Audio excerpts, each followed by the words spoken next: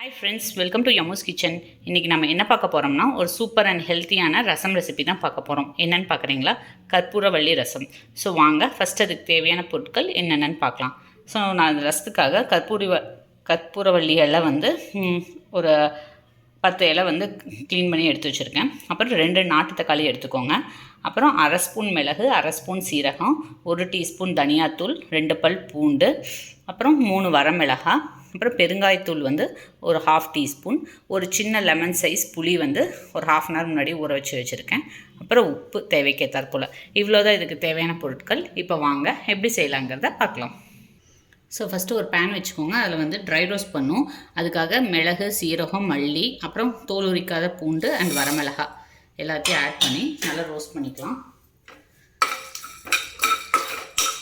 இது நல்லா மணம் வர அளவுக்கு வறுத்துக்கோங்க. ஸோ பார்த்திங்கன்னா இது நல்லா வறுப்பட்டுருச்சு. இதை வந்து ஒரு பிளேட்டுக்கு ட்ரான்ஸ்ஃபர் பண்ணிடுங்க. ஸோ இப்போ அதே பேனில் நம்ம எடுத்து வச்சுருக்க கற்பூரவள்ளி இலையை வந்து ஆட் பண்ணிக்கலாம். ஒரு 5-6 இலை மட்டும் ஆட் பண்ணிக்கோங்க. உங்களுக்கு இது வந்து கோல்டுக்கு செம்ம ரிலீஃப் கொடுக்கும்.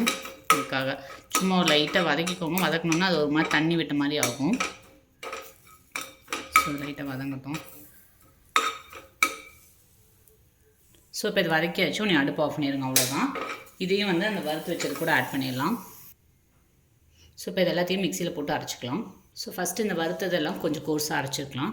ஸோ பாருங்கள், இது வந்து கோர்ஸாக அரைச்சாச்சு. இப்போ இது கூடவே நம்ம வந்து வறுத்து வச்ச இலை, இந்த கற்பூரவள்ளி இலையை ஆட் பண்ணிக்கோங்க. ஆட் பண்ணிட்டு இது கூடவே நம்ம எடுத்து வச்சுருக்க நாட்டு தக்காளி, ஸோ இதுக்கு வந்து நாட்டு தக்காளி தான் ஆட் பண்ணணும். ஸோ 2 நாட்டு தக்காளி ஆட் பண்ணி நல்லா அரைச்சிக்கோங்க. நான் இது உங்களுக்கு அரைச்சிட்டு காட்டுறேன். ஸோ 2 நாட்டு தக்காளி இதையும் சேர்த்து நல்லா அரைச்சிக்கோங்க. ஸோ இதையும் வந்து நல்லா ஸ்மூத் பேஸ்ட்டாக அரைச்சாச்சு. இப்போ இது ஒரு பவுலுக்கு ட்ரான்ஸ்ஃபர் பண்ணிக்கோங்க. ஸோ இதில் வந்து நம்ம கரைச்சி வச்ச புளி ஆட் பண்ணிக்கலாம், புளி தண்ணி. ஸோ ஒரு சின்ன லெமன் சைஸ் புளி தண்ணி ஆட் பண்ணிக்கோங்க. ஸோ இப்போ இது கூடவே வந்து நம்ம புளி கரைச்சல் ஆட் பண்ணி வச்சு கொஞ்சமாக பெருங்காயத்தூள், அப்புறம் இந்த ரசத்துக்கு தேவையான அளவு உப்பு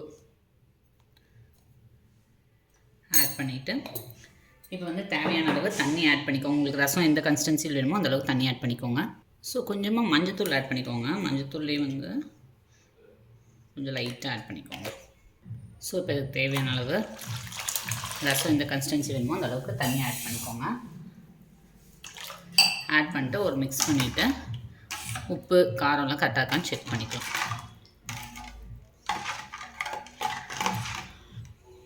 இப்போ எனக்கு உப்பு, காரம், புளிப்பு எல்லாமே கரெக்டாக இருக்குது. ஃபைனலில் இது வந்து கொத்தமல்லி தூவிக்கோங்க. தூவிட்டு ஸோ இப்போ எல்லாம் நல்லா மிக்ஸ் பண்ணி வச்சு இப்போ வந்து இதை தாளிச்சிடலாம். ஸோ இப்போ வந்து ஒரு 1/2 டீஸ்பூன் எண்ணெய் விட்டுக்கலாம். விட்டுட்டு இதில் கொஞ்சம் கடுகு, வெந்தயம் ஆட் பண்ணிக்கலாம். ஸோ இதில் வந்து 2 வெந்தயம், கடுகு, கொஞ்சம் சீரகம் இந்த ஃப்ளேவருக்கு ஆட் பண்ணிவிட்டு நம்ம ஆல்ரெடி மீதி ஐட்டம்ஸ்லாம் வறுத்து அரைச்சி இதில் ஆட் பண்ணிட்டோம். இப்போ எதுவுமே தேவையில்லை. இது வதங்கினதுக்கப்புறம் நம்ம இந்த மிக்ஸ் பண்ணி வச்சுருக்க ரசம் வந்து இதில் ஆட் பண்ணிடலாம். ஸோ இப்போ பார்த்திங்கன்னா இது பொரிஞ்சிருச்சு. இப்போ இதில் வந்து நம்ம மிக்ஸ் பண்ணி வச்சுருக்க இந்த ரசத்தோட இதை வந்து ஆட் பண்ணிக்கோங்க.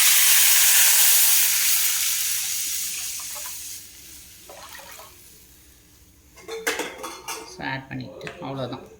இது வந்து ஒரு கொதி வந்துட்டும். ஒரு கொதி வர ஆரம்பிச்சிச்சு. ஒரு மிக்ஸ் பண்ணிவிட்டு உன்னை அடுப்பு ஆஃப் பண்ணிடுங்க. அவ்வளோதான்.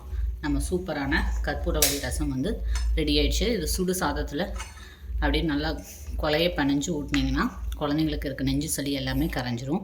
அண்ட் ரொம்ப ஹெல்த்தி. இதை மந்த்லி ஒன்ஸ் அந்த மாதிரி செஞ்சு கொடுங்க. இல்லைனா நெஞ்சு சளி இருக்கப்போ செஞ்சு கொடுங்க.